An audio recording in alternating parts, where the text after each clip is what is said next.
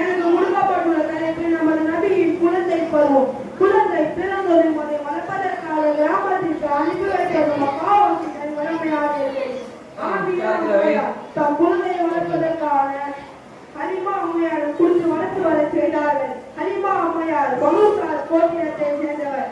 எனவே அவர்களுக்கு ஹலிமா சாரியா என்று கூறப்படும். இன்னும் அவர்கள் மிக நல்லவர்கள். அவர்களின் பாயை கொண்டு நபி அவர்கள் மிக விலகாதிரமாக இருந்தனர்.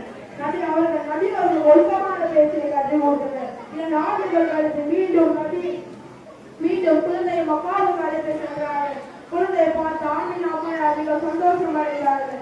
அச்சமயம் மக்காவில் ஏதோ நோய் பரவி இருந்தது. அதன் காரணமாக மறுபடியும் நபி அவர்களை ஹலிமா அம்மையாரை கொண்டு அனுப்பினர். நபி அவர்கள் பால்வழியும் முகத்தை பார்த்தவர்கள் மீது நேசம் கொள்வார். நமது நபியின் இனிமையான பேச்சை கேட்டவர் மிகவும் சந்தோஷம் அடைவார். ஹலிமா அம்மையார் பின்னரிடம் நபி அவர்கள் அன்பாக பழகினர். அவர்களும் நபி அவர்களிடம் அன்பாக பழகினர். நபி அவர்களை விளையாடவும் ஆண்களை கோவடைத்து செல்வார்.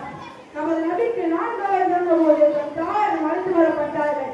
அவர்களை பார்த்த தாயார் மிக மகிழ்ச்சி அடைந்தார்கள். நபி அவர்களை அன்பாக வளர்த்தார்கள். நபி அவர்களுக்கு 6 வயதான போது தன் தாய் வீட்டிற்கு அழைத்து சென்றார்கள். வரும் வழியிலேயே தாயார் ஆமினா அம்மா வஃபாத்தாகி விட்டார்கள். தாய் தந்தை இருந்த நபி அவர்களுக்கு முக்குவாய்மன் என்ற தாதாவிடம் அழைத்து வரப்பட்டார்கள்.